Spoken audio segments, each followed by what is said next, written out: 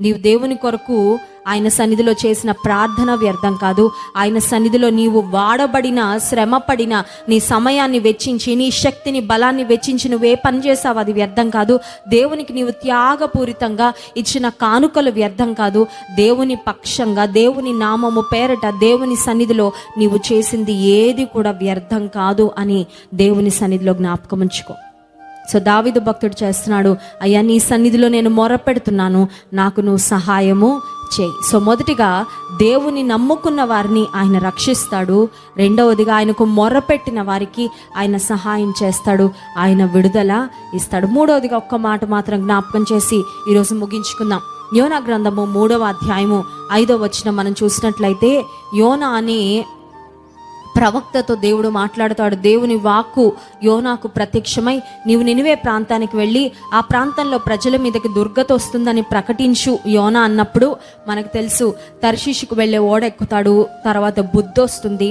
చేప కడుపులో కొన్ని దినాలు ఉన్న తర్వాత, ఆ తర్వాత చేప కక్కి వేసినప్పుడు యోనా మళ్ళీ బయలుదేరి నినివే పట్టణానికి వస్తాడు. వచ్చిన తర్వాత జరిగిన సంఘటన ఏంటంటే, నినివే పట్టణంలో ఉన్న ప్రజలకు వారి మీదకు దుర్గత రాబోతుంది అని యోనా ప్రకటించినప్పుడు, యోనా గ్రంథం 3వ అధ్యాయము 5వ వచనం, నినివే పట్టణము నాశనం అగునని ప్రకటన చేయగా, నినివే పట్టణపు వారు దేవుని యందు విశ్వాసముంచి ఉపవాస దినము చాటించి, ఘనులేమి అల్పులేమి అందరూ గోనె పట్ట కట్టుకొనిది. ఆ సంగతి నినివే రాజునకు వినబడినప్పుడు అతడును తన సింహాసనము మీద నుండి దిగి తన రాజవస్త్రములు తీసివేసి గోనె పట్ట కట్టుకొని బూడిదలో కూర్చుండెను. వాళ్ళు దేవుని యందు విశ్వాసం ఉంచారంట. నినివే పట్టణంలో వారికి దేవుడు తెలియదండి. వాళ్ళ అన్యులు, దేవుడు తెలియని వారు. దేవుని శక్తి ఏంటో వాళ్ళకి తెలియదు.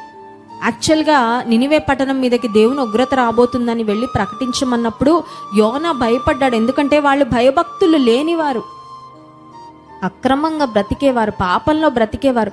వాళ్ళకి వెళ్ళి ఈ బ్యాడ్ న్యూస్ ప్రకటిస్తే తన్ను చంపుతారేమో, తన మీదకి ఏదైనా కీడొస్తుందేమో అని భయపడి యోనా ఆ ప్రాంతానికి వెళ్ళడానికి అంత సుముఖతను చూపించలేదు.